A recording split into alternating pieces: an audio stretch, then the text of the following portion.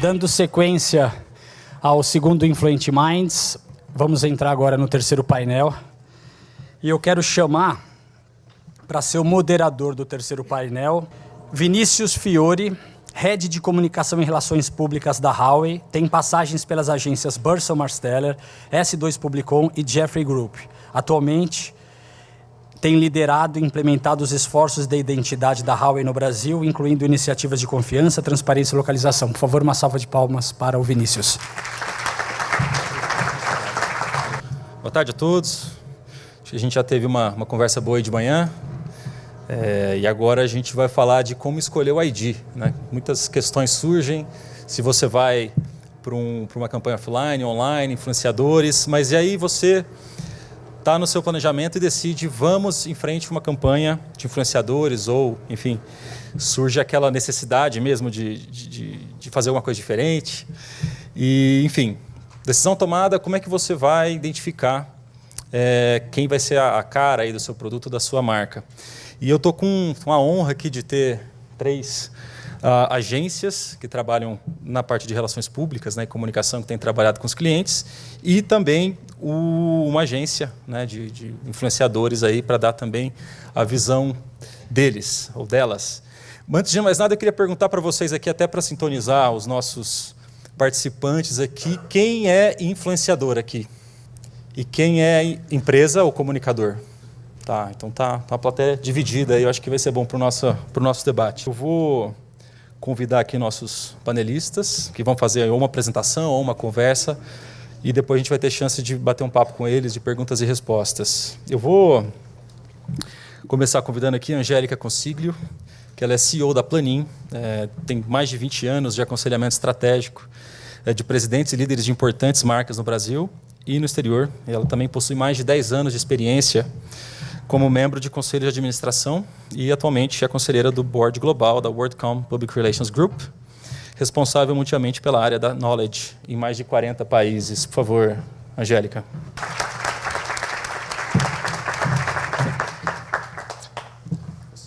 Angélica, você que como a nossa primeira convidada, eu queria que você então desse o start aí no como as agências vêm aconselhando as empresas, os líderes, a escolher o ID. Então, se você pudesse explicar o que você tem feito na Planin e nas outras funções que você exerce, por favor.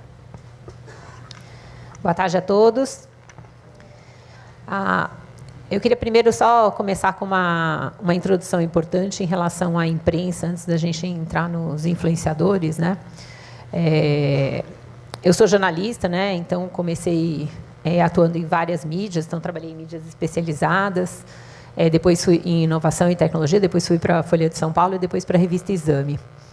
E o que eu vejo muito é que, ao longo dos últimos anos, a gente só tinha um canal para divulgação, que era o canal imprensa. Então, os executivos e as empresas se organizavam apenas para esse canal imprensa. E aí, com o surgimento do Google, em 98, depois com o Facebook em 2004, com todas as outras mídias sociais, as pessoas começaram a se manifestar mais.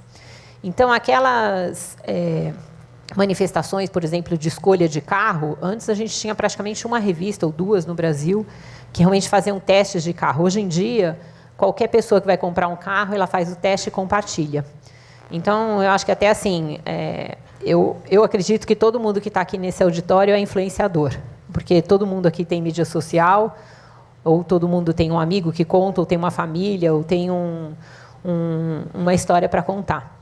E o que a gente vê ao longo dos últimos anos é a mudança das marcas, né? As marcas, elas começaram a ver que a opinião de pessoas comuns, sejam elas jovens ou famosas, essa opinião ela é importante. E ela está mudando drasticamente a forma como as empresas se comunicam. Então, no passado, as empresas elas tinham um canal. Elas faziam uma divulgação e simplesmente mandavam para o mercado. Elas faziam uma campanha publicitária que fosse e compartilhavam essa opinião no mercado. Hoje em dia não é mais assim. Não existe mais campanha de publicidade que não tem que não tenha um quê de digital. Então, ao longo desses... Eu fundei a agência em 93, a Planin começou basicamente com ações de PR, e há mais de 10 anos a gente investe em ações de digital, porque a gente acredita que o digital é um componente importante para atingir os influenciadores. Então, nessa questão do digital, como que a gente vê? Eu acho que a principal lição de casa é aprender a estudar quem são realmente os influenciadores e criar formas de se comunicar com os micro-influenciadores. Então, hoje em dia, qualquer pessoa que tiver uma opinião sobre uma marca e postar essa opinião nos canais delas digitais, sejam mídias sociais, o que for, essa opinião pode virar uma opinião viral.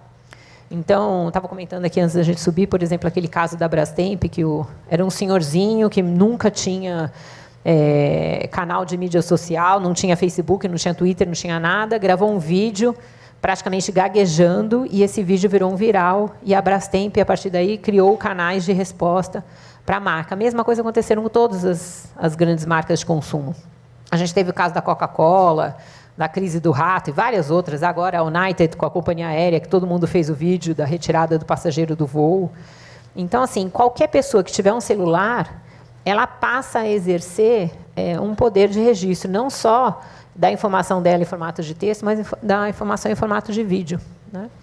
Então, hoje em dia, o poder ele continua muito forte na imprensa. Eu continuo defendendo que a imprensa é, de fato, o quarto poder. Ela tem uma capacidade muito grande de influenciar. Ela é o único canal independente de divulgação. Mas as marcas que são bem-sucedidas, sejam elas de consumo, né, que a gente chama de B2C, ou corporativas, que a gente chama de B2B, elas são bem-sucedidas quando elas têm uma estratégia importante para responder aos seus clientes, independente de quem eles sejam, para dar uma resposta, uma atitude para esse cliente que tem um problema. Quer dizer, se o cliente tem uma questão, é importante que isso seja resolvido, que a marca tenha coragem de assumir seus erros e de dedicar tempo mostrando como que ela vai consertar, eventualmente, o problema. Em relação aos influenciadores, o que a gente tem lá na agência é um mapa que a gente chama Mapa ID. Então, como que a gente faz? A gente primeiro usa uma ferramenta que a gente desenvolveu internamente, que essa ferramenta ela mede quem são as pessoas que estão falando sobre um determinado tema. Então, vamos supor que o cliente da gente seja um cliente de vitamina, por exemplo, ou de beleza. Beleza que acho que todo mundo identifica mais fácil. Então, no beleza, quem é um influenciador? A pessoa influenciador, muitas vezes, não é só a partir do fato dela ter um grande número de seguidores. Às vezes, os pequenos influenciadores, eles são, às vezes, revendedores de marca, às vezes, eles são amigos de jornalistas, às vezes, eles são maquiadores. Então, é importante que a marca faça esse plano de ID. A gente usa isso eletronicamente para ter já a resposta de quem são os mais influenciadores e os micros, né? Mas o que a gente tem feito muito lá na agência é dividir as campanhas por faixa. Então, a gente considera que qualquer pessoa que tem um canal digital, ela é influenciador. Então, a gente inicia por baixo da pirâmide, aconselhando os clientes a darem resposta para essas pessoas que se manifestam, para essas pessoas que têm anseios, para essas pessoas que desejam comprar um produto, ou, eventualmente, que elas tenham alguma crítica em relação àquele produto. Depois, a gente põe no meio da pirâmide, que são os influenciadores que a gente vai manter relacionamento constante, seja mandando produto, seja mandando informação, seja chamando esses influenciadores para eventos, seja criando uma dinâmica de contato com esses influenciadores. E no topo da pirâmide tem os influenciadores, que a gente até brinca que são os globais, que você consegue veicular os posts, só que são R$40 mil, R$50 mil, R$30 mil para cada post. Então, a gente acredita que esses influenciadores globais, na visão da gente, eles devem ser atingidos quando a empresa tiver uma campanha de publicidade. A campanha de PR ela deve trabalhar no meio da pirâmide ou na parte de baixo da pirâmide. Essa é uma visão que a gente tem na agência. E o nosso desafio é fazer com que os influenciadores publiquem o máximo de informações, que eles fiquem felizes com a marca, mas nem sempre ganhando para isso. Então, como é que essa fórmula aí desse segredo de fazer os influenciadores publicarem sem ter informações negativas? Então, o que a gente faz? A gente tem uma ferramenta que ela é uma ferramenta mais sofisticada até do que um desses sistemas de busca de mídias sociais, mas a gente consegue verificar os influenciadores e a gente coloca componentes nessa ferramenta. Então, a gente coloca assim, por exemplo, eu quero procurar uma mulher que seja executiva, mas eu quero uma mulher executiva que seja de São Paulo, que ela seja da região da Faria Lima. Então, a gente vai fazendo buscas até achar essa pessoa, e aí, eventualmente, a gente pode fazer uma campanha direcionada para esse grupo, que são os pequenos influenciadores, que a gente acredita que, dependendo da marca, se você escolher uma pessoa certa, mesmo ela não tenha um nome que aparentemente pode não ser tão famoso, talvez ela consiga ter mais influência e mais sinceridade para a marca do que, às vezes, um influenciador que é pago e que ele não tem sintonia nenhuma com a marca. Então, se vocês olharem hoje, por exemplo, as principais blogueiras do Brasil de beleza, até usei o exemplo de beleza, mas se vocês usarem as de beleza, tem meninas de 15 anos que ela dá dicas de beleza, mas ela dá dica de como morar sozinha, isso porque ela mora na casa da mãe, ela dá dica de como decorar a casa, ela mora na casa da mãe, e assim vai. Então, a gente acredita, lá na agência, que assim, as boas campanhas, elas são resultados de grandes sacadas. Então, a ferramenta ela é importante, você tem que conhecer seus influenciadores, a marca tem que criar uma campanha de resposta nas mídias sociais, que a gente chama lá na agência de comunicação 2.0, né, que é um saque 2.0, você tem que ter essa comunicação, que é um canal de ida e um canal de volta, né, tem que ser uma pessoa inteligente do outro lado para ter a sensibilidade do que o cliente está reclamando para ajudar. Mas a gente acredita também que é muito importante você ter grandes sacadas para divulgar o produto. E, às vezes, a grande sacada faz com que o influenciador veicule a marca dele, a marca dele pessoal, né, a essência daquele influenciador a um determinado produto, porque ele acreditou ou ele gostou da ação que ele recebeu. Então, às vezes a gente fica naquela situação, não vou convidar tal pessoa para o evento, porque eu não sei se ela vai. Puxa, mas a gente nunca convidou, né? Então, eu sempre brinco que o não a gente já tem. Então, acho que a estratégia é fazer campanhas e mobilizar essas pessoas a fazerem veiculações. Então, a gente vê isso todos os dias, não só na timeline dos amigos da gente, mas também das personalidades, inclusive, quando eles gostam de um produto ou de uma ação, eles colocam a informação e veiculam para todo mundo. E quando eles estão insatisfeitos com uma companhia aérea ou com um produto, eles também colocam, e muitas vezes a empresa demora demais para responder. Então, a gente acha que isso é uma ação interessante. Então, só para citar exemplos, dois exemplos práticos de duas coisas que a gente fez, por exemplo, nessa área de beleza e também na área de consumo lá na agência. Na de beleza, que a gente fez o seguinte, a gente não faz na agência a mistura de eventos de imprensa com influenciadores. A gente acha que é desconfortável para o jornalista estar no mesmo ambiente, recebendo a mesma informação que o influenciador, porque o influenciador quer subir muitas vezes no palco e tirar foto, e o jornalista quer saber quanto é o investimento da empresa. Então, quando a gente tem um evento grande que vai ter a presença desses dois públicos, a gente segmenta, eu acho que isso é uma dica importante para todo mundo, e a gente trabalha isso de uma forma individual. Então, quando a gente tem, por exemplo, a gente fez uma campanha agora de micros influenciadores de produtos de beleza, a gente encaminhou para várias pessoas que eram formadores de opinião na análise da gente, que eram micro influenciadores, e eles replicaram nas mídias deles sociais. A gente teve algumas negativas de blogueiras que só publicavam se realmente recebessem, mas a gente também teve casos de blogueiras que tinham essa característica e eles acabaram publicando porque gostaram. Então, eu acho que essa campanha, quando ela é bem medida, ela traz resultados bem interessantes. E a gente fez agora uma campanha de vitamina, e era uma marca internacional para lançar uma vitamina, né? Tem um monte de restrição de divulgação de produto nessa área médica, mas a vitamina, teoricamente, pode ser comprada na farmácia, não tem restrição. E aí o cliente não tinha nada para contar. Tinha o pacote da embalagem da vitamina, mas ele não tinha uma história, não tinha uma fábrica, não tinha investimento. Ele não tinha algo que a gente pudesse desenvolver, o que a gente chama de storytelling, né? Então, ele falou que só que internacionalmente o que ele tinha era um contrato global que um gringo tinha assinado, e aí ele tinha 2 horas do Pelé. Então, a gente falou, bom, 2 horas do Pelé não diz nada, porque o jornalista não vai lá para entrevistar o Pelé da vitamina, né? Ele vai perguntar sobre o Pelé e não vai perguntar da vitamina. Então, o que a gente fez? A gente mapeou para esse cliente, o objetivo dele era atingir mídias, ele não queria atingir consumidores finais, ele queria atingir jornalistas, formadores de opinião e das maiores revistas do Brasil. Mas ele não tinha história para contar. Então, o que a gente fez? A gente criou uma campanha e colocou o Pelé para distribuir o press kit para todos os jornalistas da Editora Abril inteira. Então, o Pelé pegou 2 horas e foi de mesa em mesa distribuindo sacolinha para a gente. Então, foi um sucesso, todos os jornalistas publicaram nas mídias deles sociais, e foi uma repercussão super bacana. As mídias de beleza, que dificilmente a gente conseguiria fazer uma campanha digital tão forte, todos os jornalistas de beleza também publicaram, os de negócios.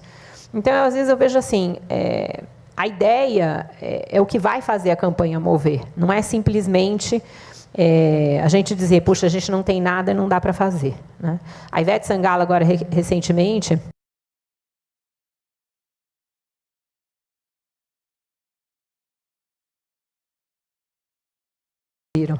A empresa achou legal, mandou um rabo de sereia para a Ivete gostou, tirou uma foto com o rabo de sereia na piscina, e essa empresa do interior bombou de vender por conta do produto que ela mandou para a Ivete Sangalo. Então, eu acho que todas as celebridades hoje estão abertas a isso, eu acho que elas são influenciadores, eu acho que tem uma questão, sim, financeira, mas eu acho que um bom plano e uma boa estratégia é possível você atingir esses influenciadores micros que, na opinião da gente, estão no meio dessa pirâmide e que eles podem ter uma mobilização enorme em todo o Brasil. Então, hoje, só a título de análise, nós temos mais de 200 milhões de brasileiros, nós temos mais de 200 milhões de celulares, né? O Brasil está na top list de todas as mídias sociais do mundo, é um dos países que mais acessa mídias sociais, é um dos países que mais mobiliza pessoas pela opinião. Então, hoje em dia, o brasileiro é suscetível a isso. Ninguém compra um carro sem falar com um amigo, ninguém usa um produto novo de beleza sem consultar uma amiga, ninguém vê um tom de batom se você não olhou um tom de batom diferente na boca de uma amiga, né? Então, eu acho que o Brasil ele está começando a entrar nessa era dos influenciadores. Eu acho que o evento traz uma nova visão nesse sentido. E, se a gente olhar, a gente está falando disso depois de quase mais de 10 anos depois do lançamento do Facebook, né? Demorou muito mais do que nos Estados Unidos, por exemplo, para trabalhar com essa questão de distribuição de produtos e registro de influenciadores. Aí, em termos de defesa, o que a gente tem feito muito lá na agência é a construção de um banco de dados. Então, a palavra aí do momento aí na área de tecnologia é analytics. Então, não sei se todo mundo já ouviu falar dessa palavra, se não, eu recomendo que todo mundo anote e procure. Analytics é você registrar histórico de pessoas que são influenciadoras ou que podem ajudar ou prejudicar a marca e criar estratégias para as marcas a partir desses dados externos. Então, a gente tem feito muito isso para evitar a dupla reclamação de cliente quando a gente faz saque 2.0 e para também ser assertivo no fornecimento de produtos para as pessoas que realmente poderiam publicar opiniões verdadeiras sobre os produtos, né? Porque aquela opinião da Socialite, aquele post de uma Global do lado de um sabão em pó, como lavar uma roupa, que ela nunca lavou roupa na vida, a gente acha que não tem importância. Então, quer dizer, como é que uma pessoa que realmente lava roupa pode fazer uma opinião sobre um produto de um sabão em pó ou uma máquina de lavar roupa? Então, esse mapeamento que eu acho que é difícil e ele depende de 2 componentes. A estratégia, como eu falei, a dica, mas também um outro componente que a gente considera que é fundamental, que é o uso desses dados. Então... E as marcas, às vezes, têm dado grandes escorregões nisso. A gente vê, às vezes... Eu não sei no caso de vocês, mas... eu, por exemplo, estou em algumas listas de formadores de opinião. Eu recebo alguns produtos que não têm nada a ver comigo. Então, por exemplo, eu não tenho filho. Outro dia eu recebi um produto que era para bebê. Eu não tenho filho. Então, assim, as marcas, às vezes, cometem alguns erros que são grandes. Então, eu acho que o grande desafio da gente é usar esses dados, esses analytics, para realmente causar influência e que cada projeto para um influenciador seja um projeto. Ele não adianta achar que o sucesso da campanha que você fez em janeiro ela vai dar certo em fevereiro. Ela já não dá mais. Então, acho que esse é o grande desafio que a gente tem. Obrigado, Angélica.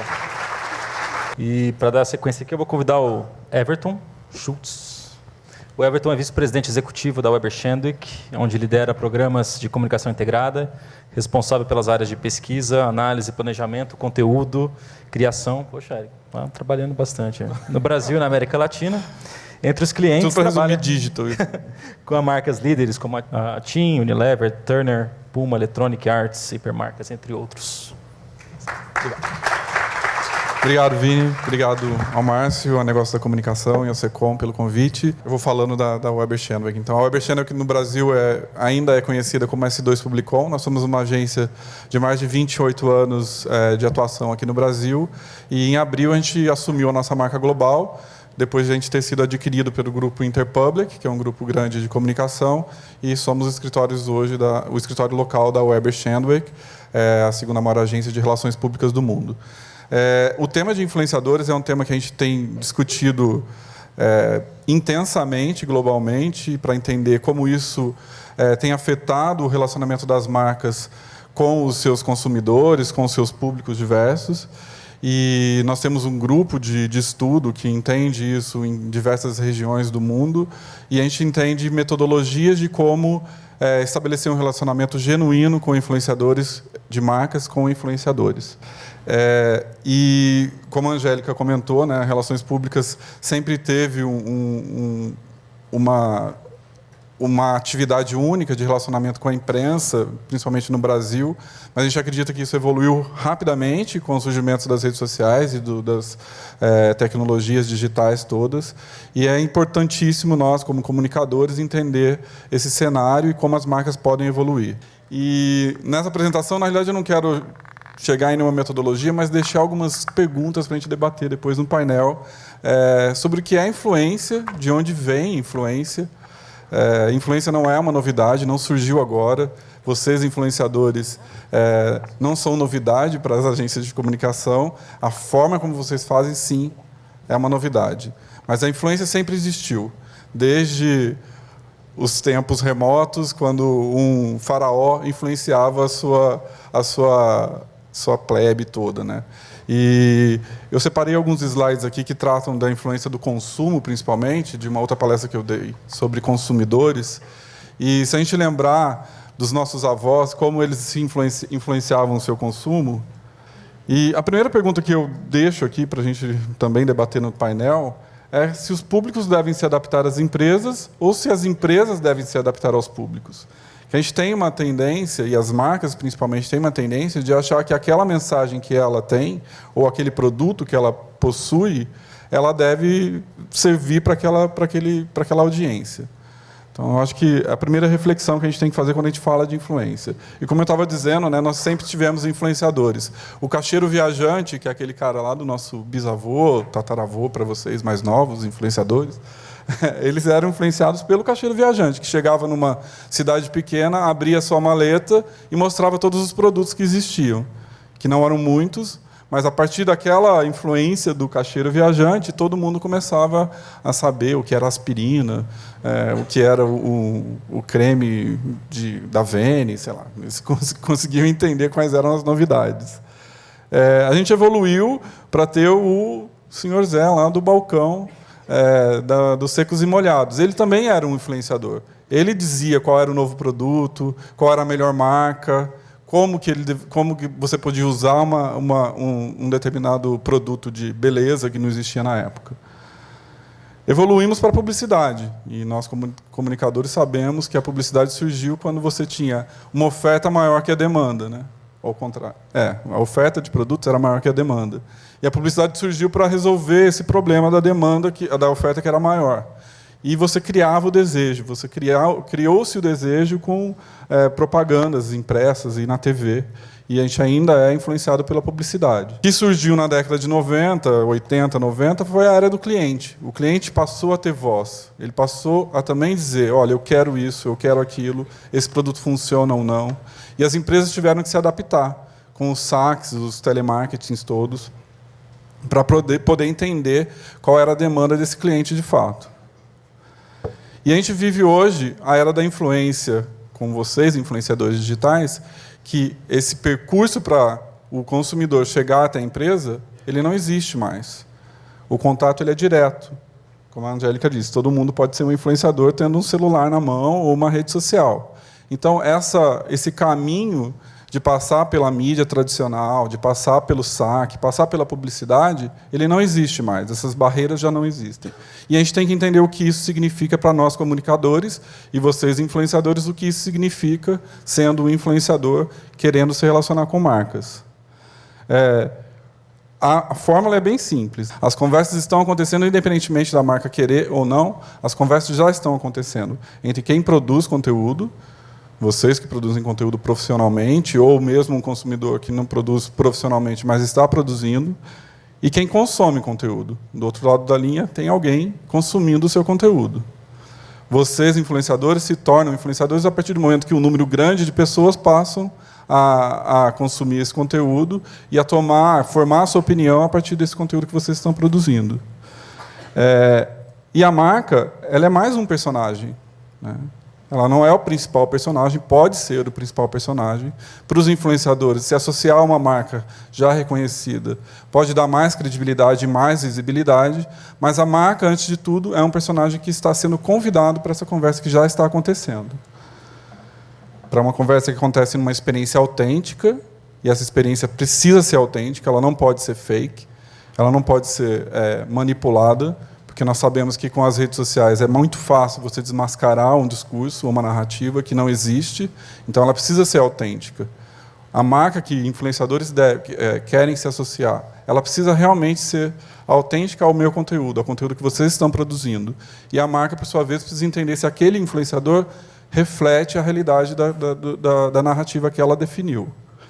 E sempre com relevância cultural. A gente tem falado muito sobre relevância cultural, porque também, multinacionais, a gente tem fórmulas que vêm de fora, que muitas vezes não vão servir aqui no Brasil.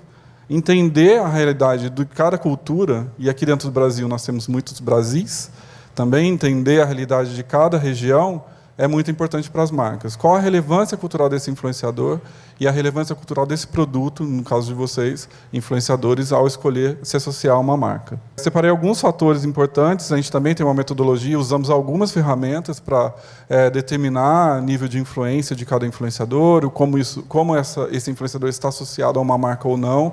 Usamos ferramentas de social listening, como a Angélica comentou, nossa área de analytics hoje usa uma gama de ferramentas globais e locais para conseguir classificar esses influenciadores e também definir quais são as conversas que estão acontecendo em relação àquela marca. Então, o primeiro passo é entender a sua audiência. E isso vale tanto para as marcas como para os influenciadores. Qual é a sua audiência?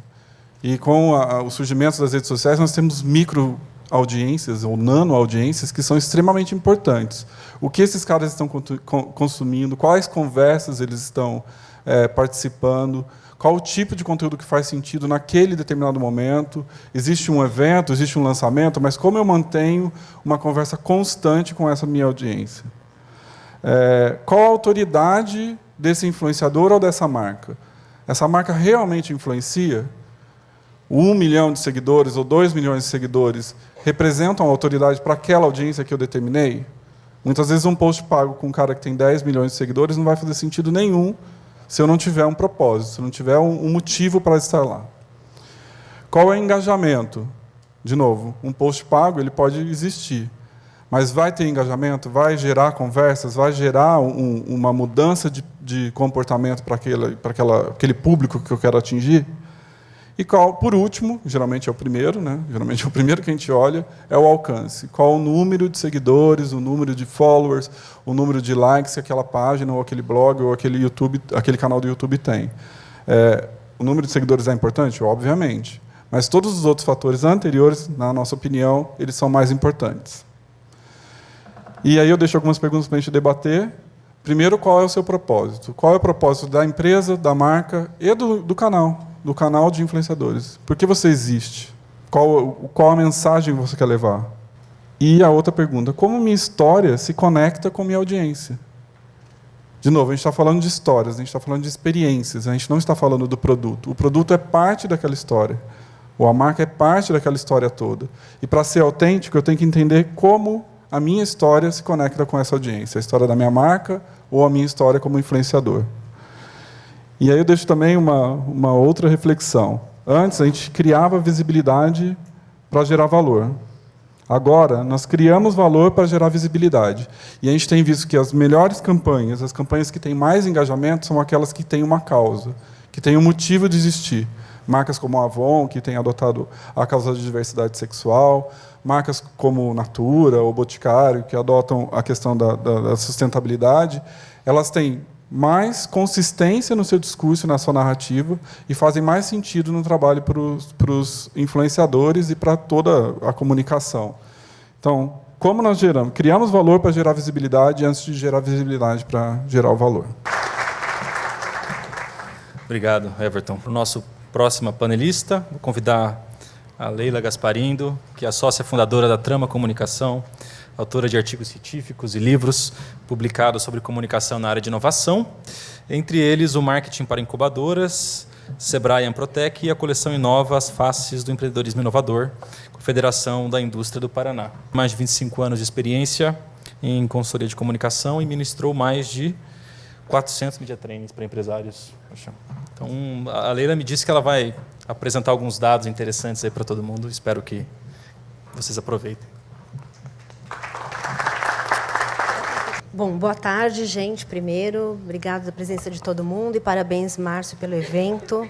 Eu acho que é extremamente relevante, né, esse debate. Falando bem rapidamente da Trama, eu sou sócia fundadora, a agência tem 21 anos de mercado. Eu me formei em jornalismo com a Angélica, na PUC, e entreguei a idade. E, depois disso, eu migrei de uma agência de assessoria de imprensa para uma agência de relações públicas. Atualmente, eu sou pesquisadora da USP e fiquei tentada em fazer uma pequena pesquisa para a gente poder também ouvir o influenciador, né? Então, eu trouxe aqui para vocês alguns dados a respeito dessa pesquisa que a minha agência fez. É uma pesquisa inicial que a gente espera fazer em 2 fases.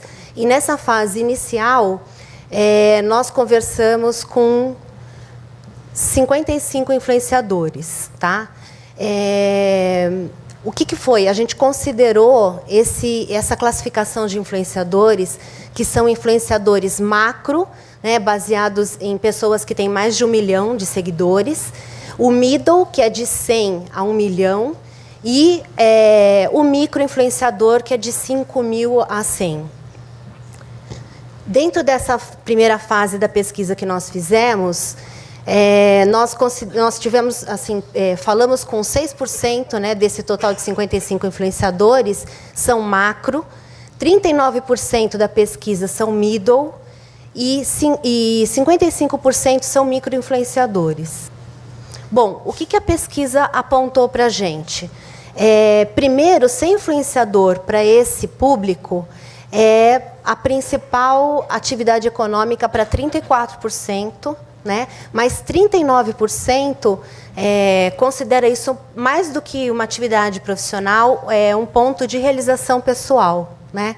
A gente tem aí em torno de 20% falando que ele possui uma atividade econômica em outro lugar, né, com outro fim, e outros que atuam basicamente só como influenciador. Bom, a gente também foi analisar a importância, né, do que é identificado como uma forma de selecionar o influenciador, né? Então, como foi dito pelo meu colega, o alcance, a relevância e a ressonância, né? Mas a gente foi olhar também a questão da autoridade desse influenciador para falar a respeito do tema. E a gente usou como base esse estudo que ele mostra as várias faces da influência e considera que a gente tem muitos tipos diferentes de influenciadores, né? As celebridades, as pessoas que têm autoridade para falar sobre aquilo, porque ele é um formador de opinião de peso naquele segmento, aqueles que são elo de ligação, né, que fazem conexões com muitos grupos, aqueles que praticamente é uma marca pessoal, né? Ou seja, ele tem um patrimônio e a marca dele é o próprio nome, né? Aquele que é um analista de mercado, por exemplo, que faz análise econômica, ou de conjuntura, ou analista de outros segmentos. Os ativistas que têm como princípio que as crenças dele é que faz ele se movimentar para ser um influenciador, né? Aquele que é um expert, por exemplo, que escreveu um livro sobre o assunto. O agitador, que ele, vamos dizer assim, ele quer criar um debate social, ele é influenciador porque ele quer juntar pessoas para debater aquela questão. E o próprio jornalista, que é a origem do nosso conhecimento, né, do relacionamento com os formadores de opinião, principalmente com jornalistas, da maioria das agências brasileiras de relações públicas, tem esse viés importante. Muitos desses jornalistas hoje se tornaram influenciadores, possuem blog, canais, fazem análise de produto, e a gente se relaciona com eles nos dois papéis, antes como jornalista de veículo e hoje apenas como um blogueiro, por exemplo. Bom, como é que eles se consideraram, né? Os que foram entrevistados, eles se consideraram, a grande maioria, como um elo de conexões entre grupos, né? Então, são pessoas que gostam, basicamente, de criar essas conexões, né? O segundo grupo é o analista, né? Aquele que se comunica e cria insights confiáveis. A autoridade em terceiro, o jornalista em quarto, ou seja, ele não ocupa mais ali o principal papel, né? O informante depois, e por último ali a gente tem os menores grupos, que são as celebridades, os ativistas, o agitador. Bom, o que a pesquisa também mostrou, que um dado bem interessante, né? Esse influenciador, ele se sente valorizado pelas marcas. As marcas não procuram ele apenas para fazer uma ação isolada, uma campanha isolada. Elas buscam, em geral, um relacionamento com esses influenciadores. Outro ponto também é que essa influência ela não está ligada apenas à audiência que ele possui, né? Ele também é um influenciador e a marca reconhece ele como um influenciador de nichos específicos. E, por último, o mais interessante que a gente retirou desse estudo foi que os influenciadores eles pedem e expressam claramente que eles querem ter liberdade para produzir esse conteúdo. Ou seja, o que foi dito até agora, os influenciadores eles querem participar da narrativa das marcas e as marcas da narrativa deles. Ou seja, tem que ter convergência e ele quer desenvolver junto essa discussão. E ele é a melhor pessoa que mais conhece o seu interlocutor. E aí a gente analisou também como eles querem ser abordados, né? A grande maioria prefere o relacionamento por e-mail e por eventos, encontros pessoais e WhatsApp, do que outros meios. E a principal fonte de renda dele hoje são os canais onde outras atividades que ele exerce, mas também as campanhas publicitárias nos canais e palestras e outras formas também de renda. Quando ele divulga essa marca, em geral, ele divulga a marca quando ele recebe um conteúdo relevante para o público dele. Ou seja, ele vai priorizar o público dele, que é a coisa mais importante que ele possui. O outro ponto que ele leva em consideração é divulgar a marca quando ele é remunerado, mas ele coloca em primeiro lugar a relevância desse conteúdo para o público dele. Quem faz as negociações, né? 71% o próprio influenciador conduz pessoalmente essas negociações, né? E uma parte aí, só 16% tem um agenciador. Bom, com base nesse estudo, que tem mais coisas que foram perguntadas, eu trouxe aqui como a gente aconselha uma marca a selecionar o influenciador. A primeira coisa que a gente diz para a empresa é ela pensar em qual é o grande objetivo dela com essa comunicação, né? Então, tem muitas formas diferentes e objetivos diferentes, desde controle de danos, busca de vendas. O que ela espera com isso? Ela quer educar o público dela, ela quer reconhecimento. O que ela busca com isso? A outra grande pergunta para a empresa é qual é o budget que você possui, né? Porque a gente percebe, como a Angélica falou, que um post pago vai aí de 50 mil a 150 mil, dependendo do influenciador e do alcance e tudo mais. Então, é uma pergunta relevante para fazer para a empresa. E quando a gente imagina, você vai escolher o influenciador, a gente olha muito para fora, né? Quem é esse influenciador? Como que eu seleciono ele? E o que eu comecei a perceber é que a empresa primeiro tem que olhar para ela mesma.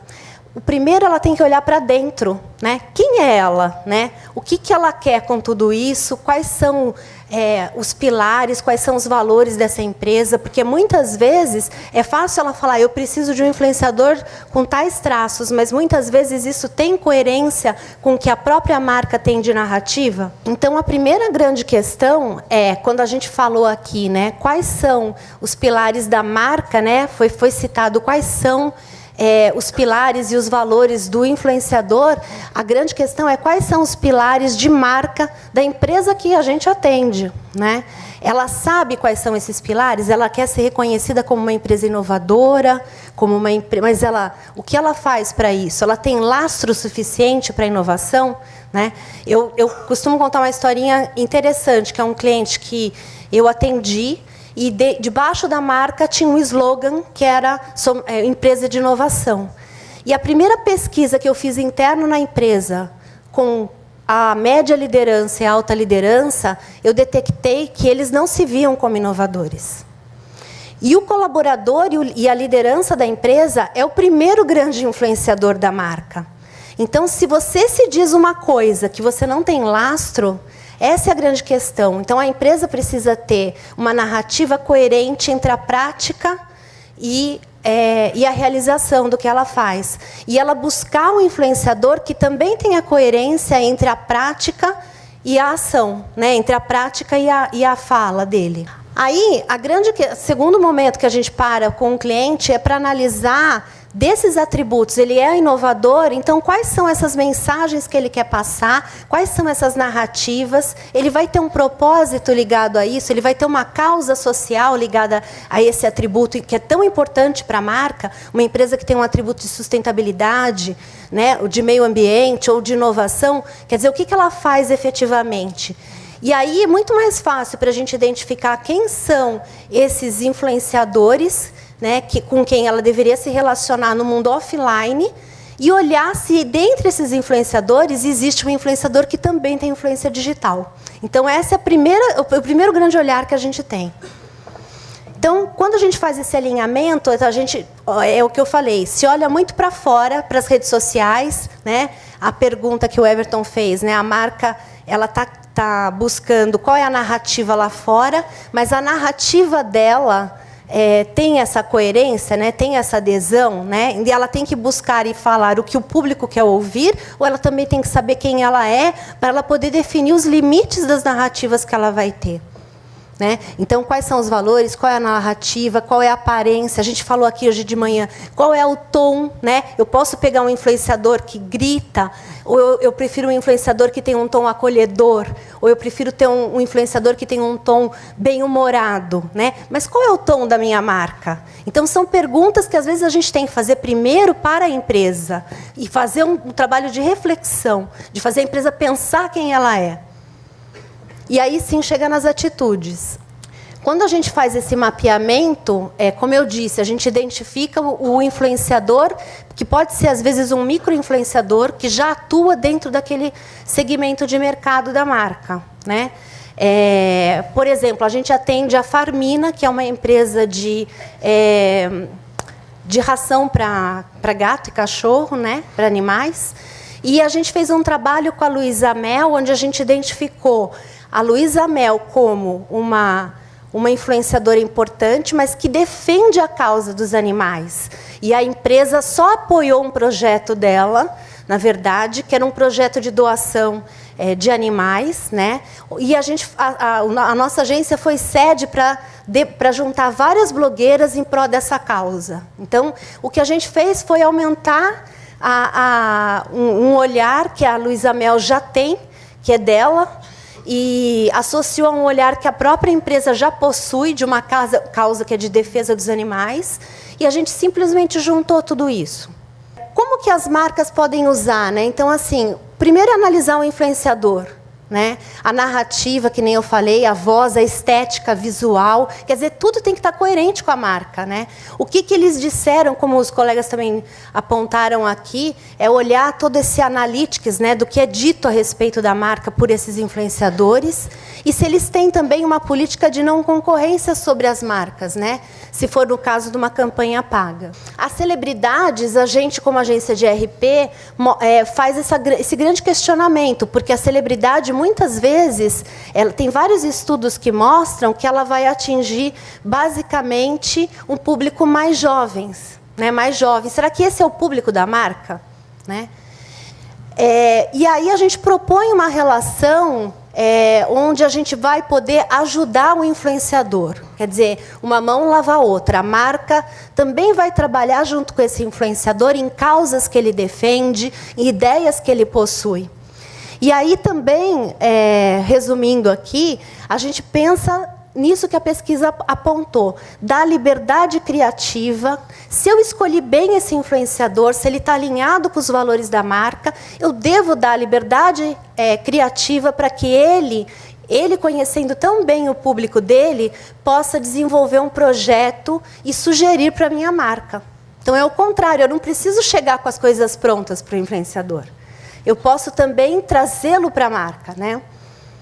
E aí a gente trabalha com essa ideia de focar no alinhamento, né, entre as grandes paixões, as paixões que a marca possui em relação às paixões genuínas também desse influenciador.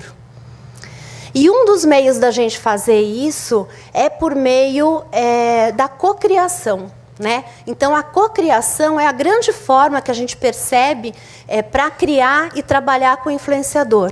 E aí, um case que eu tenho para trazer para vocês, eu atendi uma empresa de antivírus chamada AVG, e a gente ganhou um prêmio ABERJ com esse trabalho. Nós criamos uma campanha, Proteja os Jovens e as Crianças, e essa campanha era uma causa onde a gente criou uma mesa redonda e colocou para debater junto na mesa redonda, não apenas pessoas da empresa de tecnologia, que já tinha desenvolvido várias pesquisas globais sobre como o jovem se comporta na internet e o quanto ele tem vamos dizer assim, um comportamento arriscado nas redes, mas a gente colocou junto influenciadores online e offline. Então, a gente chamou, por exemplo, o criador da CPI da pedofilia para debater junto na mesa. A gente colocou uma neurocientista da PUC e a gente colocou influenciadores digitais, como, por exemplo, a filha da Fafá de Belém, a Mariana. Né? E ela levou para o evento uma série de outros influenciadores engajados com essa causa, né? Que ela é um grupo de blogueiras mãe, né? Que fala sobre filhos e maternidade, e elas se envolveram no evento de uma forma espontânea, publicaram nos seus blogs o selo da campanha, teve uma adesão gigantesca, a gente produziu um e-book, né? A gente usou também um recurso de marketing de conteúdo, então tinha um e-book de como os pais e professores poderiam tratar e falar com os seus filhos a respeito de segurança na internet, e a gente teve, assim, em 10 dias, 30 mil downloads desse e-book, né? E a adesão de todas essas blogueiras, e foi um trabalho onde o cliente praticamente investiu para realizar um evento, um almoço, né? E a criação do e-book, basicamente foi isso. E todo mundo se envolveu de uma forma espontânea. Então, isso é uma forma de relações públicas trabalhar. Obrigada, gente. Vamos para o debate. Queria agradecer a Leila por ter compartilhado essa pesquisa. Espero que tenha sido proveitosa para vocês. A gente vai continuar com o nosso último panelista, que eu deixei para o final de propósito, para que ele possa compartilhar o ponto de vista da agência, né, do agenciamento, que é o Fábio Tume, sócio fundador da IQ Agenciamento. Trabalho no gerenciamento de carreiras e agenciamento de artistas desde 2008 e começou aí com influenciadores digitais no final de 2010, sendo um dos pioneiros de agenciamento de conteúdo de internet. Talvez alguns de vocês já devem conhecê-lo. E trabalha no casting de agência em mais de 50 agenciados. Então, por favor, Fábio, para compartilhar um pouco com a gente a sua experiência. Olá, pessoal, boa tarde, tudo bem? Eu vou ser bem rápido aqui, eu vou passar aqui algumas ideias. Acho que muita coisa que foi falada aqui foi muito bacana, porque tem muito a ver com o que a gente tem feito lá no escritório. Até porque, assim, o que acontece? Muitos dos influenciadores que hoje estão no mercado, e dos que estão aparecendo todo dia, são pessoas que começaram meio que por acaso, né? Eles começaram fazendo seus vídeos lá em casa e dali a pouco aquilo começou a tomar um vulto muito grande. E eles começaram realmente a perceber que eles tinham uma audiência e que eles realmente influenciavam pessoas. E óbvio que o que a gente fez foi tentar organizar um pouco do nosso lado, dos nossos agenciados, essa relação entre o agenciado e as marcas, né? A gente porque óbvio que muitos de vocês não sabem como mandar orçamento, não sabem como se posicionar quando uma marca entra em contato querendo fazer uma ação. É muito difícil para quem não está acostumado a fazer isso. E como a gente já vinha do agenciamento offline de artistas, de comediantes, enfim, foi meio que natural a gente começar a conseguir trabalhar disso de uma forma bacana e fazendo com que realmente marcas conseguissem conversar com essas pessoas de uma forma mais amigável. É muito difícil, né? É muito difícil do lado dos influenciadores entender as marcas, entender o que as marcas querem. É muito difícil fazer com que a marca entenda que ela precisa realmente deixar o influenciador criar da forma dele, ou fazer a cocriação. A cocriação hoje é fundamental para que as campanhas realmente elas tenham sucesso para todo mundo. Para o influenciador é muito importante que ela tenha sucesso, para a marca é muito importante que funcione e que justifique aquele investimento que ela está fazendo. Ainda que não tenha investimento, né, como a Angélica falou, né, sobre a questão também de muitas vezes você tem campanhas que você não tem uma verba, mas você tem uma experiência. Isso para a gente é muito importante também, fazer com que eles realmente tenham uma experiência satisfatória, por mais que não tenha uma verba envolvida, né, mas que realmente o influenciador consiga passar para a audiência dele que aquela experiência foi real, foi verdadeira, ele realmente gostou daquilo e criou uma relação dele com a marca, né? Então, muitas vezes, esse pode ser o começo de uma relação mais longa. Eu trouxe aqui algumas coisas, eu vou falar rapidamente. A ação de Coca-Cola, por exemplo, nas Olimpíadas, foi uma ação muito importante, porque ela juntou 12 influenciadores enormes, né, e basicamente youtubers. Desses 12 influenciadores, 5 eram nossos agenciados. A Coca-Cola proporcionou que esses influenciadores viajassem até a tocha olímpica, desfilassem com a tocha olímpica e postassem toda essa experiência nos canais deles, né? Então, essa foi uma ação que todos eles até fariam de graça, até, porque, né, quando você chega para um cara e fala, pô, você quer ir, sair com a tocha olímpica? Lógico que é uma experiência incrível, né? Dos nossos 5 influenciadores, eles fizeram 18 vídeos, mais uma série de postagens. A gente chegou a atingir 14 milhões de views nos vídeos. E tem uma série de outros dados, depois eu vou deixar isso também, eu vou compartilhar com o Márcio, para ele compartilhar com vocês. Essa ação também do Google, criada pela Zoom, que é a agência do Google, foi uma campanha muito bacana durante as Olimpíadas, porque ela juntou 4 marcas enormes, que não necessariamente eram patrocinadoras das Olimpíadas, ela criou uma hashtag e foram postados vídeos durante um ano inteiro antes das Olimpíadas, né? Então foram 72 vídeos, 15 influenciadores, 49 milhões de views que tiveram nesses vídeos.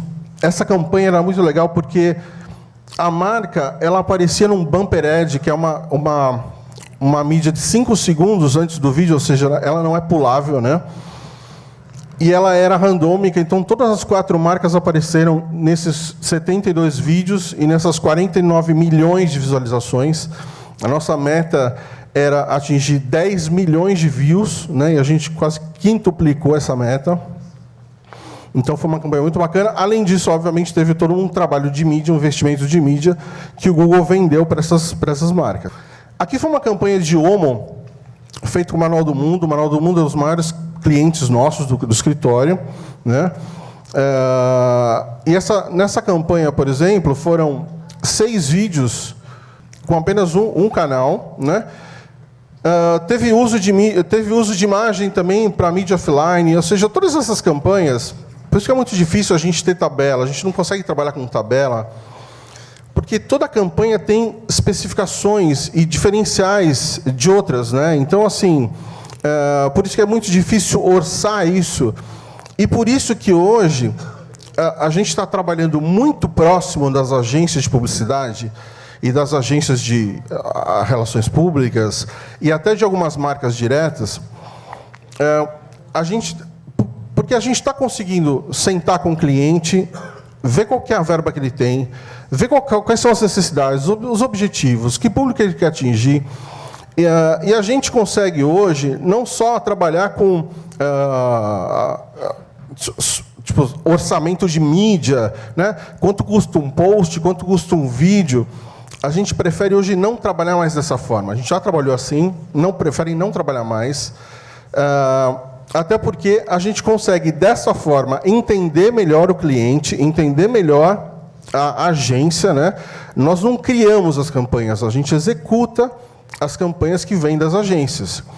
Então, para a gente sempre fica um pouco de mãos atadas, mas quando a gente consegue entrar no processo durante a criação, e aí vem a questão da cocriação, que é muito importante, quando a gente consegue entrar nesse processo, a gente sim consegue fazer com que o influenciador entre de cabeça naquela campanha e dê muito dele, ou consiga passar para o cliente ou para a audiência uma coisa mais verdadeira e mais factível para a sua audiência, né?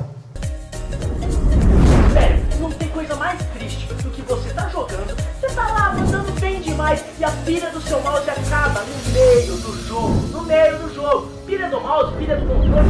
A Econômica dá uma busca lá no Buscapé, meus amigos, ó.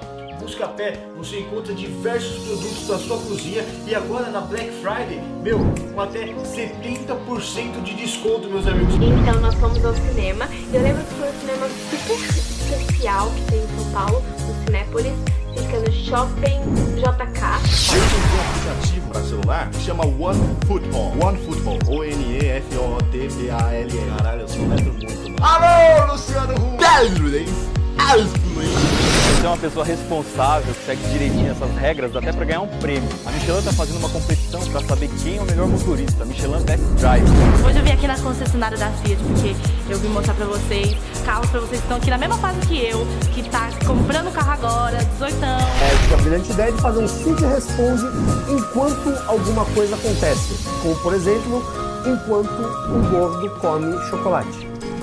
Hoje é Cinderela, outra vez não era, mas se você chutou, se você falou que era Cinderela, parabéns, dessa vez você acertou. Gente, sério, eu tenho uma paixão pela Cinderela. Eu amo muito ela. Eu resolvi fazer um quiz. Isso mesmo, um quiz com a minha mãe pra ver se ela estava mandando bem. Eu peguei esse Wafer Max Balduco de Ovo Maltine, que aliás é muito amor. E tem muita gente que ficou curiosa aí para saber que computador que é esse que vira tablet, que dá para você ponta cabeça, da cambalhota. De tudo quanto é jeito.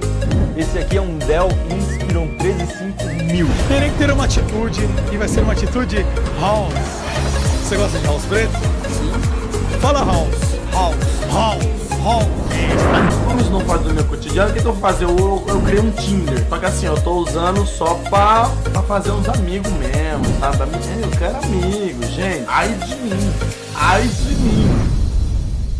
Esse é o tipo de trabalho que a gente faz no escritório. Óbvio que sempre, aliás, na maioria das vezes, em conjunto com as marcas e com as agências, e ajudando as agências a encontrar soluções dentro do nosso casting ou não. Né? Hoje a gente tem 54 agenciados, né? O nosso público, somando todo mundo, 59, a gente atinge 57% masculino e 43% feminino. E atinge esse número aqui de 104 milhões de inscritos no YouTube, 30 milhões de seguidores no Instagram, 24 milhões de seguidores no Twitter e 29 milhões de seguidores no Facebook. Obviamente, se juntando toda a audiência desses 54 agenciados. Bom, acho que assim, para a gente agora vai ser importante o debate, né? Porque acho que o debate vai ser o que todo mundo está esperando e acho que é onde a gente vai poder tirar outras conclusões. Agradeço e vamos nessa, né, Vinícius?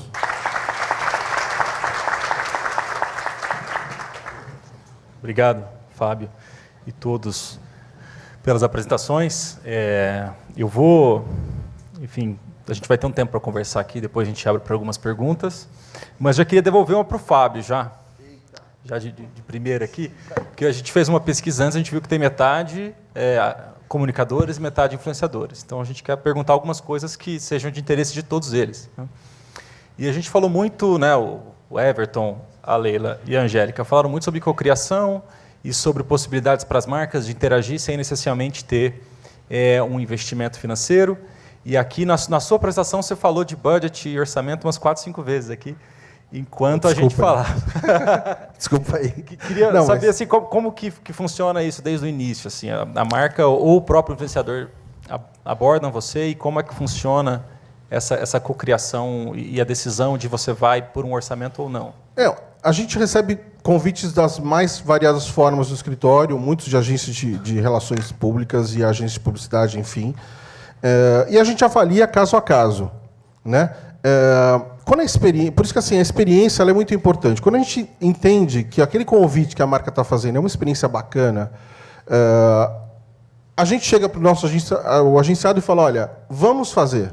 Né? Às vezes não tem dinheiro, ok, vamos fazer. Tem uma viagem legal, ou tem, enfim, alguma ação bacana que para ele vai ser uma oportunidade de criação de conteúdo, né? Porque é isso. Na verdade, todos os influenciadores eles ficam dia e noite pensando o que eles vão criar de conteúdo. Para eles também é um trabalho árduo criar conteúdo, né? Porque chega uma hora que o cara já não sabe mais o que fazer no canal dele para entreter aquela audiência que está cada vez querendo mais coisa, cada vez querendo mais coisa.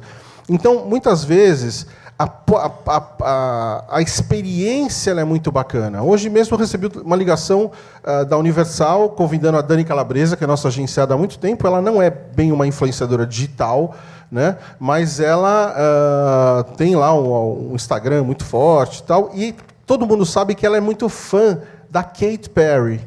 Ela é muito fã.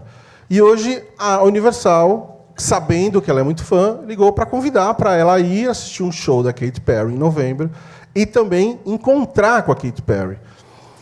Eu não falei isso para o cliente, mas teoricamente ela faria isso de graça. É que óbvio que tem uma marca envolvida e vai ter uma entrega de mídia com uma marca envolvida. Então, ok, nós vamos cobrar um cachê, mas é um cachê que eu vou cobrar do que tiver de cachê, do que tiver de disponibilidade de budget. Eu não vou falar, vai custar tanto. Eu vou falar quanto você tem que nós vamos fazer. Né? Não, deixa eu só colocar uma pimenta aqui. Tem um monte de influenciador aqui do lado de cá e do lado de lá. A gente vai ter o show do YouTube aí. Todo mundo quer ingresso, não esqueçam da gente. Então é isso, assim, a experiência é muito importante, óbvio que verba é importante porque essas pessoas hoje, elas vivem disso, né? Então ele não pode só fazer permuta, ele não pode só fazer isso, porque senão ele não paga a conta. É uma questão simples, né? Agora, fora isso, a gente está aberto a tudo quanto é tipo de proposta, ainda que pareça ser indecente. Pareça. Porque nem né, a gente, às vezes o cliente chega e fala, olha, estou até com vergonha de falar quanto eu tenho. Não precisa ter vergonha. Fala o que você tem, ou o que você quer, e eu te falo se a gente vai conseguir fazer ou não. né? É simples. Legal. E a Leila estava falando sobre o case em que você juntou, né, a questão de influenciadores com offline, com até políticos. Isso é uma coisa que também a Angélica comentou. Como é que é você gerenciar, talvez, esses perfis diferentes, com egos diferentes, sendo que, às vezes, o seu convidado offline sabe que ele está lá por vontade própria e o influenciador está lá porque ele foi pago para estar lá? E como que... E é uma pergunta, na verdade, para vocês três, né? Como que vocês gerenciam isso? Eu acho que assim, relações públicas não dá ponto sem nó, né? Então, todo mundo que está no evento, a gente tem mapeado até quem vai sentar perto de quem na mesa. Quer dizer, não tem ponto sem nó, né? Então eu acho que o segredo para você fazer um bom evento nesse caso e juntar públicos diferentes, como aconteceu no caso da VG, é você saber exatamente o que cada um espera daquele evento e atender a expectativa de cada um que está lá, né? Então, isso é importante. Mas eu compartilho com a opinião da Angélica, eu tento não misturar os públicos, né, sempre que possível. É que, nesse caso, era um caso, como era uma causa, a gente tinha uma pesquisa global com estudos e dados que interessava para a imprensa, e, do outro lado, você tinha as blogueiras querendo aderir àquela causa, àquela campanha. Então, a gente tinha vários elementos que permitia você misturar os públicos. Mas eu acho que, de uma forma assim, geral, se for um lançamento de produto, tal, é melhor você ter um evento para influenciador e um evento separado para a imprensa, que tem uma necessidade muito específica de informação, de dados, que quer prioridade da informação. O blogueiro... dependendo do blogueiro ele quer, mas dependendo do tipo de influenciador, se for de Instagram, tal, não é bem por aí, não é isso que ele está atrás. Às vezes ele está atrás de uma boa imagem. É diferente a expectativa de cada um. Eu concordo e discordo ao mesmo tempo, porque eu acho que tem uma diferença entre o evento em si e a experiência, né? A coletiva de imprensa é para a imprensa, então você convida a imprensa. Muitas vezes existem alguns canais de tecnologia, principalmente, que eles já se tornaram tão importantes que eles acabam tendo um papel editorial e uma visão editorial, então eles podem ser convidados para uma coletiva de imprensa, mas eu acho que a experiência, quando a gente faz um evento para uma experiência, ela pode ser conjunta, né? Nós tivemos, no ano passado, a gente teve um lançamento da nova marca da TIM, por exemplo, e não tinha uma grande novidade, era uma nova marca só. Então, nós fizemos um evento, que foi um evento chamado TIMX, e nós chamamos todos os jornalistas e influenciadores para participar de uma experiência de conteúdo, né? E aí tínhamos palestrantes no estilo TED para falar sobre o assunto. E até entrando um pouco no assunto que você perguntou para o Fábio, sobre remuneração, eu acho que o nosso desafio como marca é manter um relacionamento contínuo. É você ter uma base de influenciadores que você mantém essa relação sempre. Muitas vezes você vai convidá-los para uma experiência sem ser remunerado, mas se você tiver essa base que se encaixa na sua marca, no propósito da sua marca, na causa da sua marca, você vai encontrar as oportunidades para, sim, fazer algo remunerado. Seja a criação de conteúdo, seja um public post, enfim. A gente vai entender melhor como esse influenciador, qual é a dinâmica dele, quais são as conversas que ele está participando e que a marca pode entrar. Então, manter essa base de relacionamento sendo investigada, estudada, acho que é um caminho para a gente saber o momento certo de pagar ou não, né? E acho que é uma visão. A gente estava falando antes também, e toda uma atividade de relações públicas ou de marketing, você tem investimento com retorno esperado, né? Então, você faz uma campanha integrada com offline, com imprensa e influenciadores, e você escolheu o seu ID, né? A pessoa foi ótima, fez uma cocriação de conteúdo, muitos likes, mas como você sabe que deu certo? Como é que você volta para a marca e falar, essa ação valeu a pena, vamos continuar com esse influenciador, ou não saiu como a gente esperava, vamos procurar uma outra forma? Como é que você faz essa avaliação do resultado? A gente combina com o cliente antes, porque acho que tanto os comunicadores como que estão aqui, como os influenciadores, eu acho que o segredo é combinar antes. Porque, por exemplo, se um post de um influenciador gerou 1 milhão de likes, aí o cliente vai falar, foi muito fácil. Aí ele não vai querer mais 1 milhão, ele vai querer mudar para 2. E para o comunicador também, que atua diretamente na empresa, a mesma coisa. Então, às vezes ele faz uma ação e a empresa fala, essa foi muito fácil, não valeu. Então, o que a gente combina é a regra antes com o cliente. A gente mede qual é o objetivo, qual ação vai ser feita, de que forma, quando, que resultado que a gente espera, e a gente já indica um plano B. Se ela não atingir um objetivo, o que vai ser feito para corrigir, né?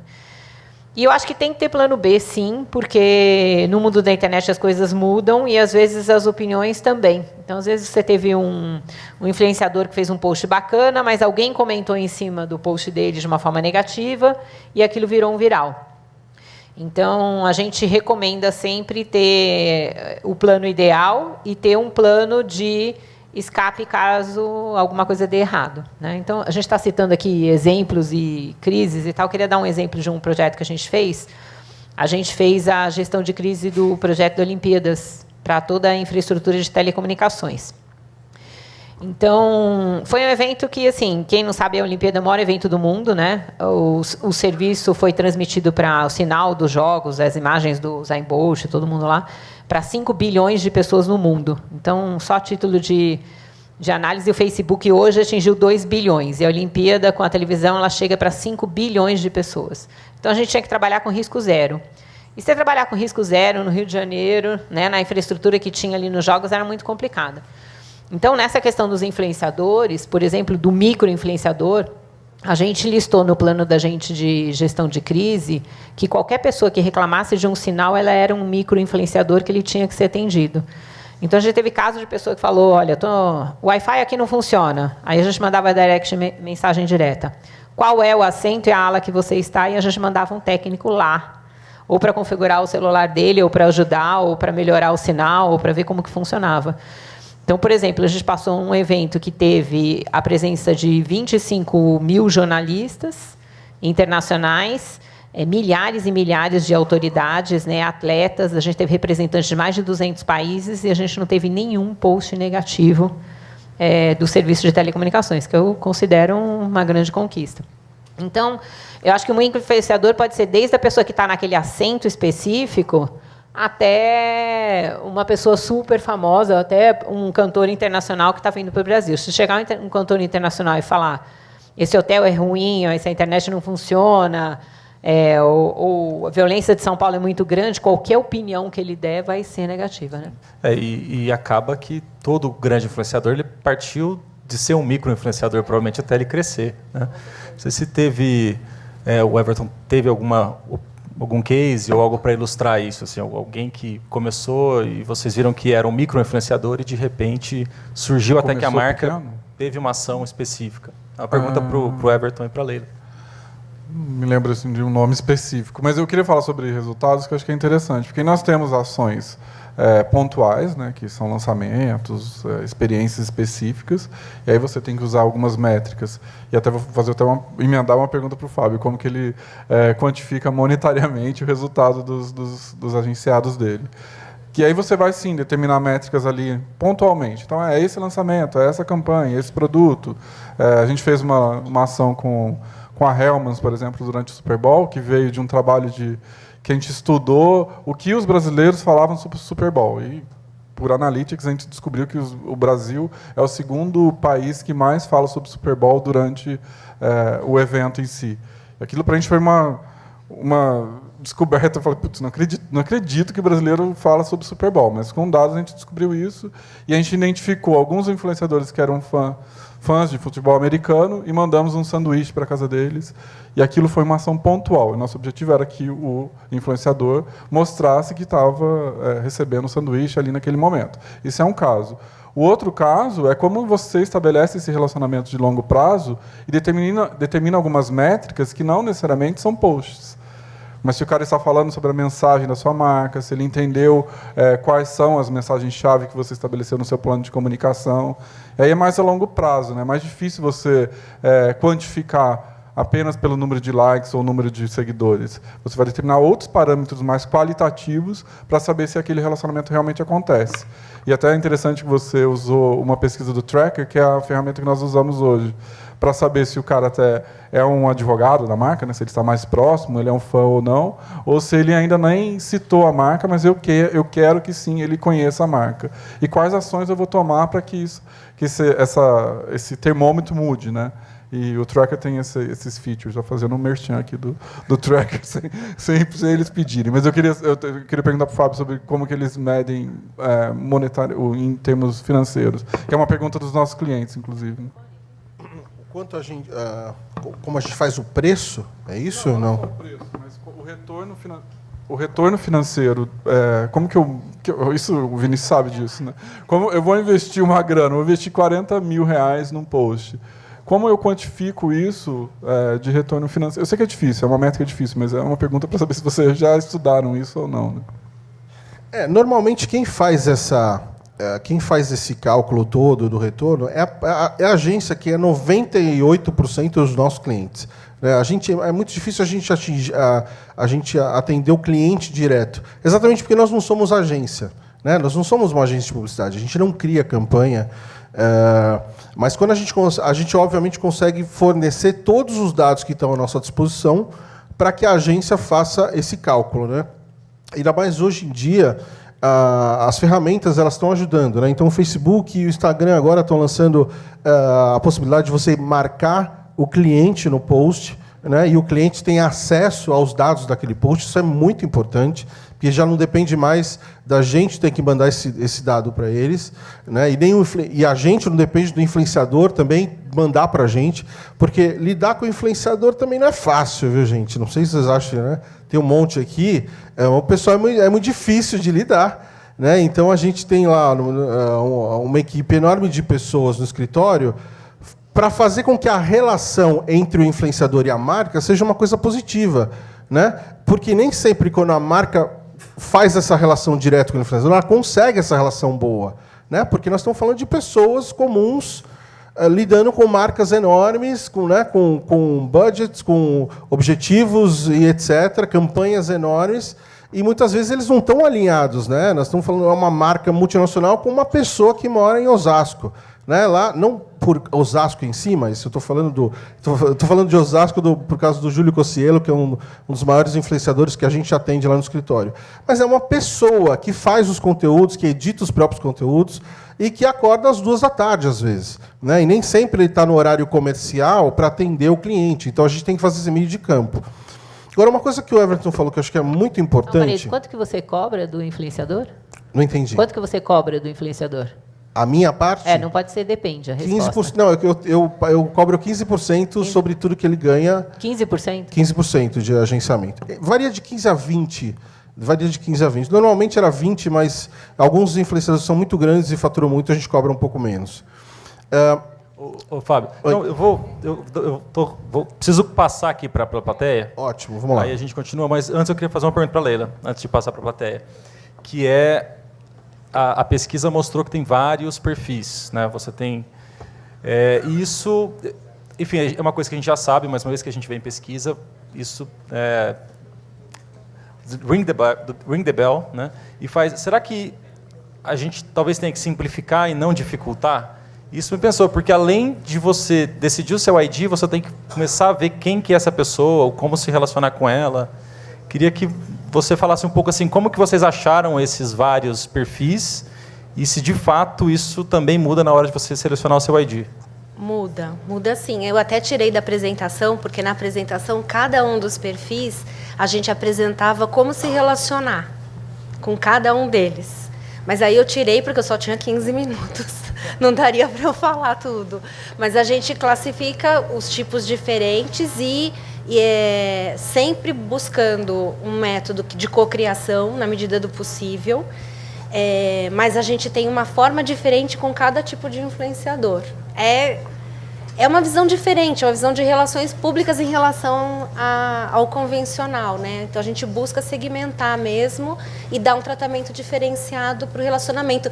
E aí fica mais complexo ainda se você pensar nos diversos segmentos, que nem a gente está falando. Se você trabalhar com influenciador de beleza, é uma coisa. Você vai trabalhar com de tecnologia, outro planeta.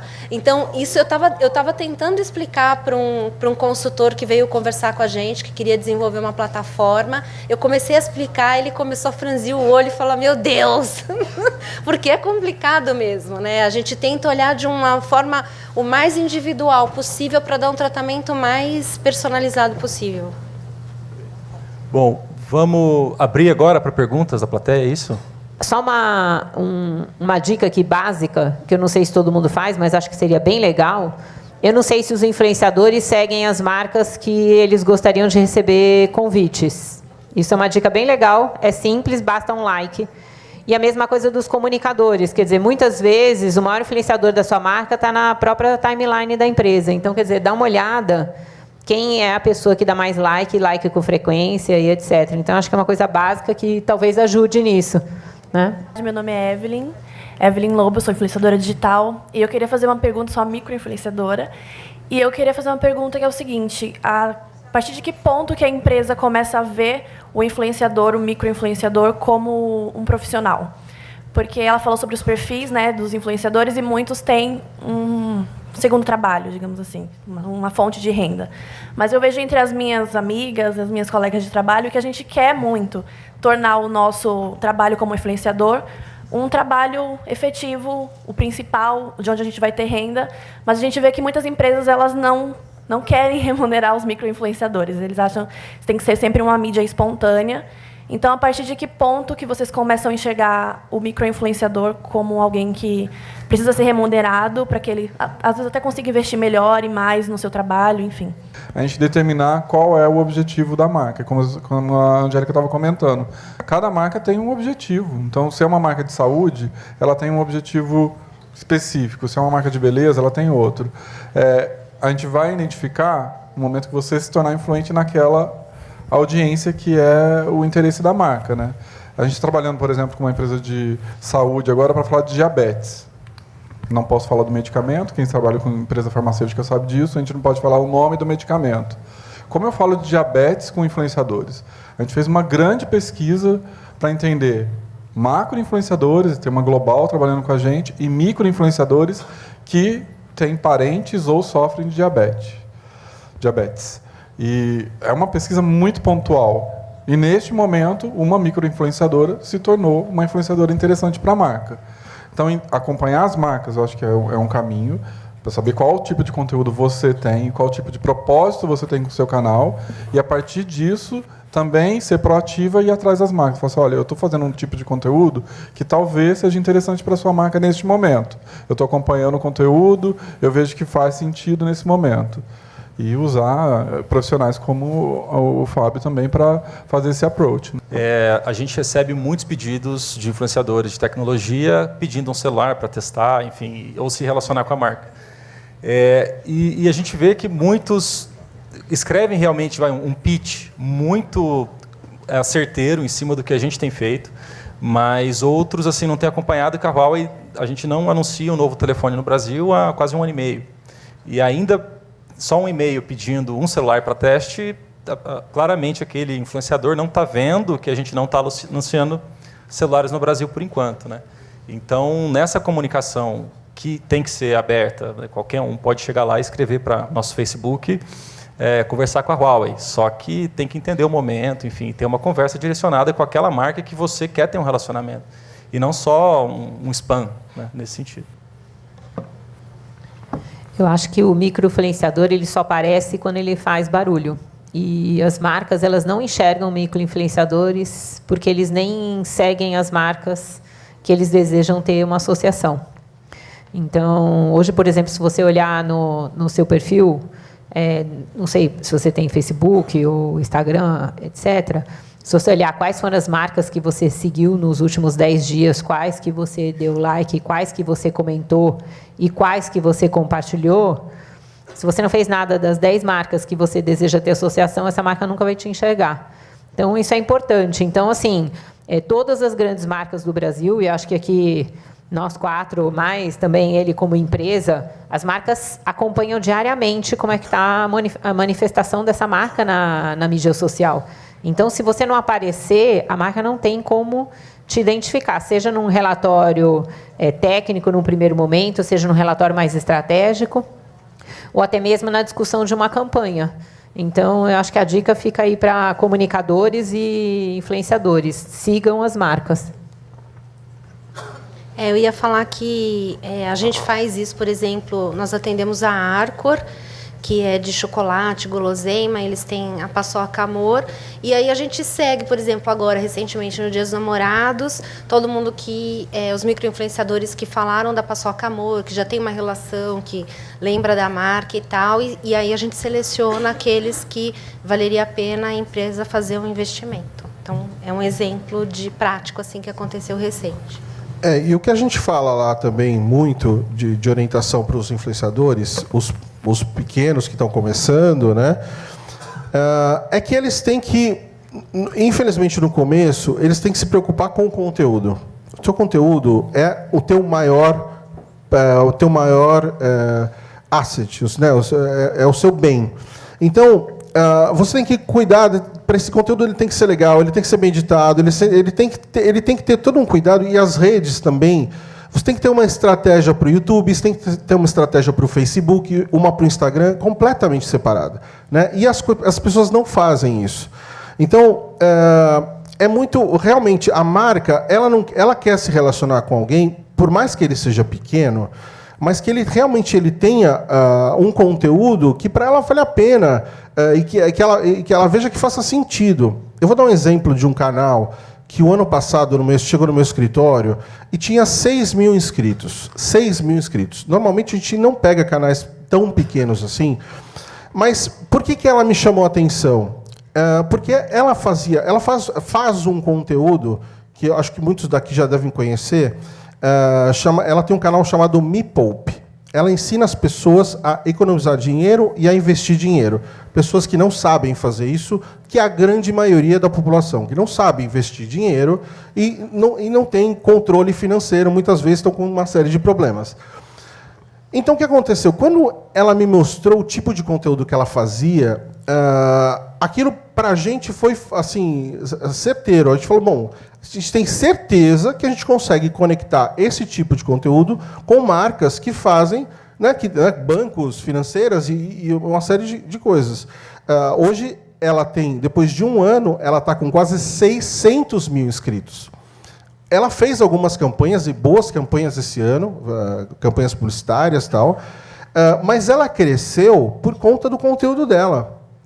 Ela fez um conteúdo tão bacana e tão compartilhável que as pessoas adoram, que ela ganhou um programa na Rádio 89, toda segunda-feira, das 9 às 10 da manhã, que chama-se Me Poupe.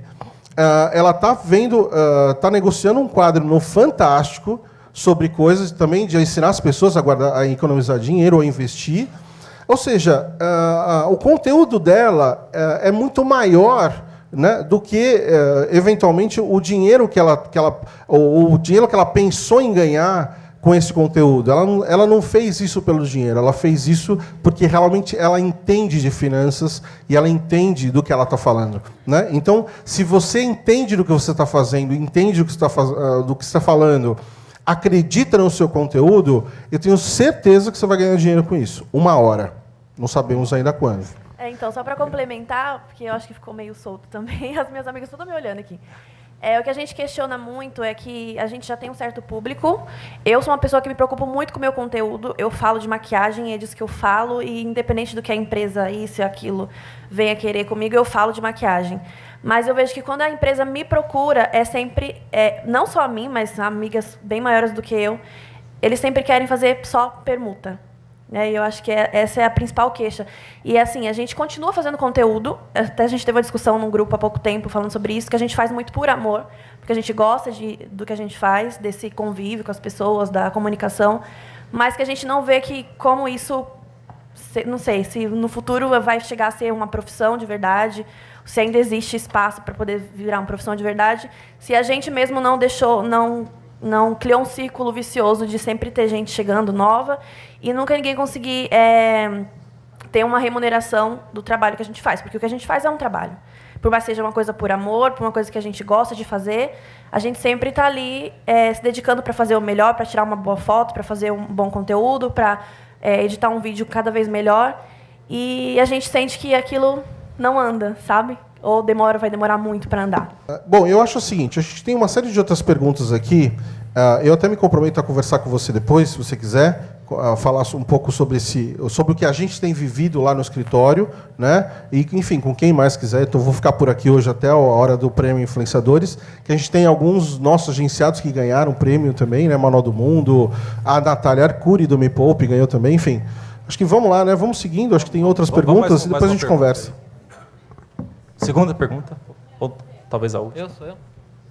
Oi, boa tarde, eu sou o Matheus Ferreira, eu sou do blog Geek Publicitário e eu tenho uma dúvida, porque vocês falaram muito dessa segmentação entre influenciadores de um lado e jornalista do outro lado.